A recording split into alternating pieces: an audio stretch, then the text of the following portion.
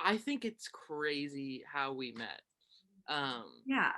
Me and Layla met through the internet, just plainly based on the fact that we were both Palestinian and we both saw each other's pages and reached out and saw each other doing the same kind of work. And yeah, isn't I don't know, it's kind of crazy. I feel like Yeah. And I think that kind of just speaks to like the power of just being Palestinian and like existing in America as a Palestinian. It's like you can reach out to a random Palestinian person on Instagram and like just become friends with them, and like you're my friend, and we haven't ever met in person. Like Laith is in LA, I'm in Portland, but we still have what I think is a deep connection, just because we kind of have this, we're children of the diaspora. And so we can kind of connect on that and like what it means to be Palestinian in America. It is yeah, crazy. It is crazy. no, it feels like I've met you in another life for sure. The thing that I was most interested by you when we first started talking was like the fact that you did have more of a connection with your culture than myself. Speaking for myself, like I am somebody who was raised with Palestinian culture through food and like music, but not necessarily was I told about just basic things going on in the countries my parents came from. They didn't really talk about where they came from. My parents were immigrants from Kuwait who came to the US for college, and in a lot of ways, they really Americanized themselves.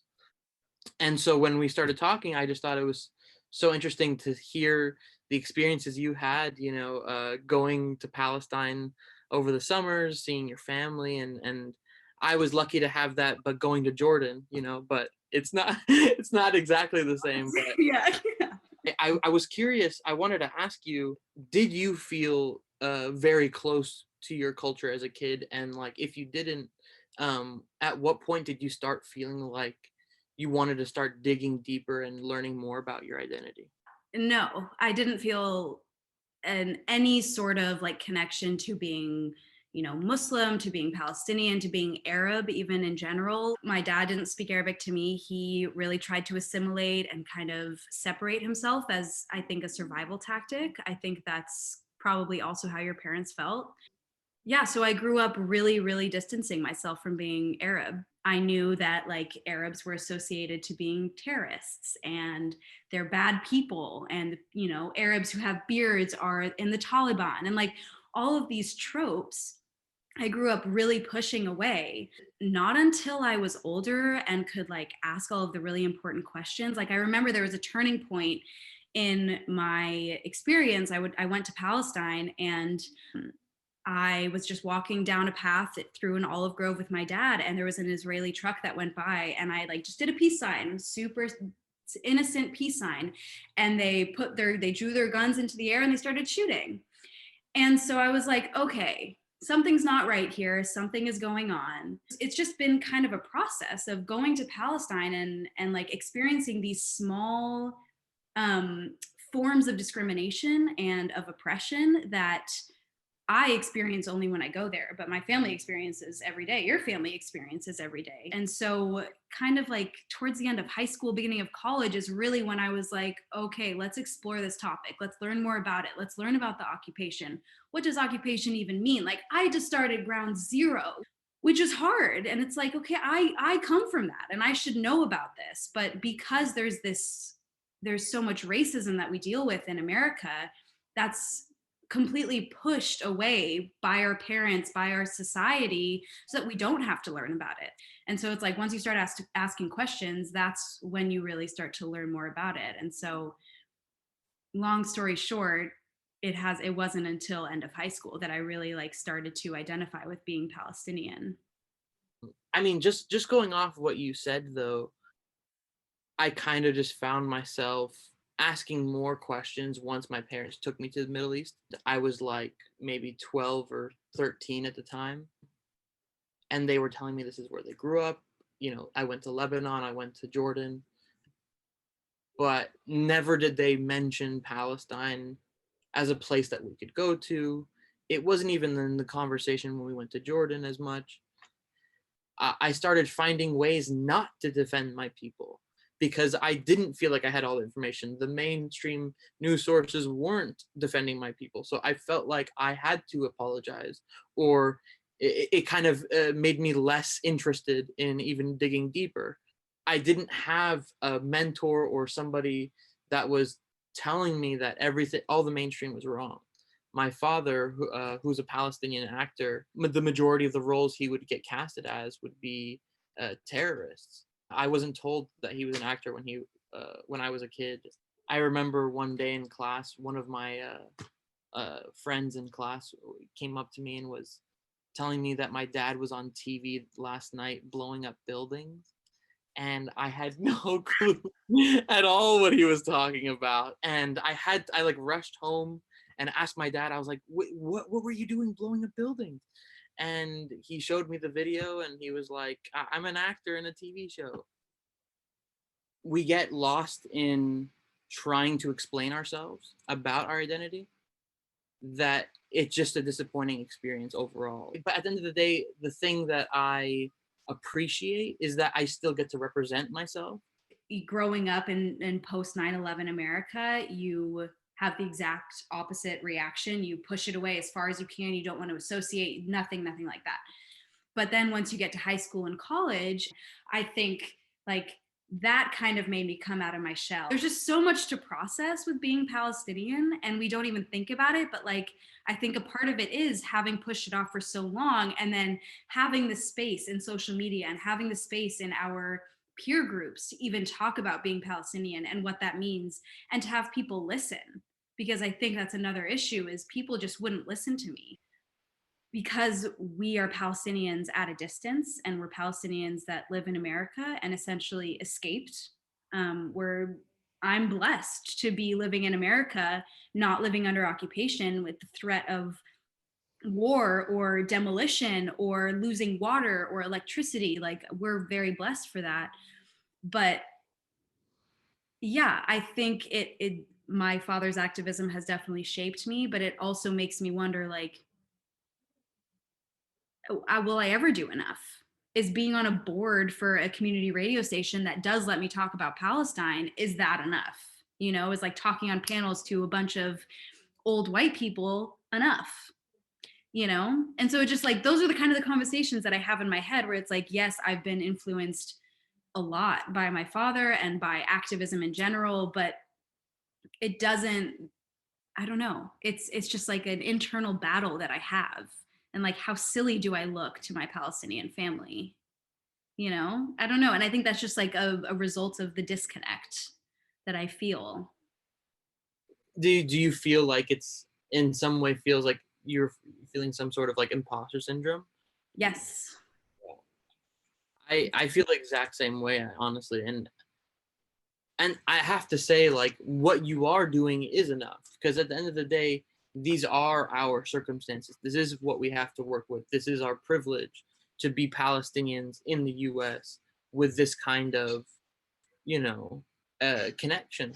And like, even though I do still feel like I'm not a good representative of Palestine, I feel like innately our experiences are enough to warrant what we're doing as of right now. It's the first stage, really. You know, we're doing the things that are important because we're helping raise awareness for the people that wouldn't ever pay attention to it. Like, how are you dealing with literally the basic feeling of being Palestinian but not existing in Palestine? Like, yeah, how are you dealing with imposter syndrome? And like, yeah, tell me about your process.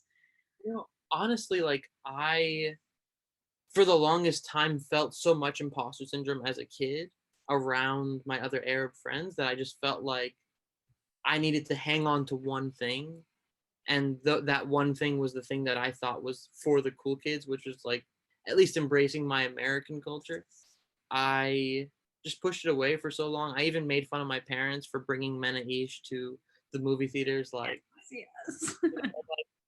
I just didn't enjoy it. I was embarrassed, and I think at the end of the day, it's a listening game, and it's about uh, surrounding yourself with the people that, you know, have gone through the history of this country and like surrounding yourself with elders and, you know, people that put you out of your comfort zone.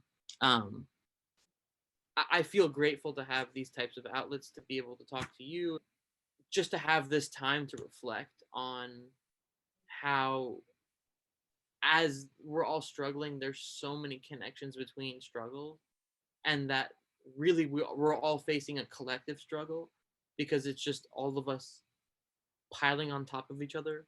All of With us fighting against Western imperialism. Like, that's really just what it comes down to. We are fighting the same power. it's just an ever growing process of understanding how to talk about this kind of stuff, and that I just have to say thank you again, because like I'm glad to have done this in conjunction together, because in a lot of ways it's therapeutic, but in so many ways it's just the start of so many more conversations, like Well, the I fact that we can have a conversation about this for like an hour and a half and still be cut off, like it's endless. It's endless. yeah.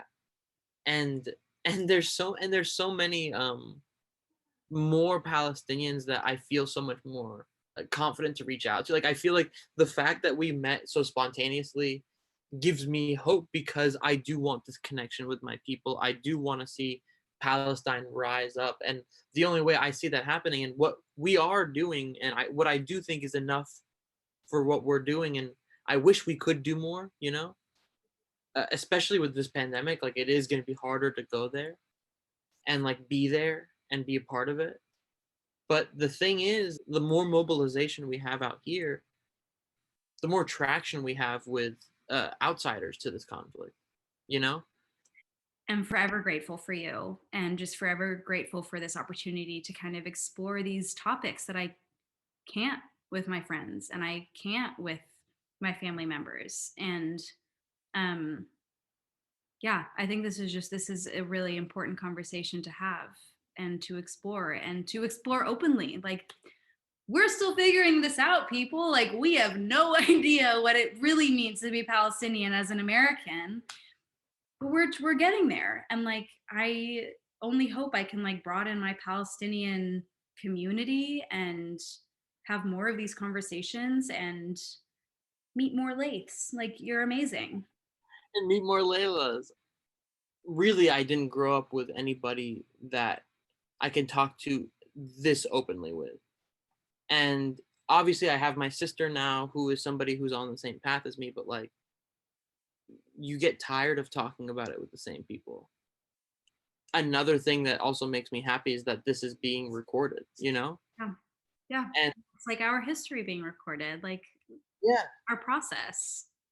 and the love and intimacy we have is for this topic, not like we're just getting to know each other, Columbia University, but like we're friends. And that's the thing, is like that's when I saw the prompt for this, I was like, I had no idea what it was. I just wanted to talk about what Right. what we're talking about, and to find a way to do that. I appreciate, the love you have and the passion you have for this topic, and it's actually making me wanting to grow my love for Palestine even more, because I still have a lot of learning to do. Yeah. I mean, yes, as do I. And like, I just think it's so much easier to do it with someone who's like on a similar journey with me. And yeah, thank you, Columbia. I appreciate you. Like, you put this together and you're really helping me personally explore like my own identity and what that means with my own friendships.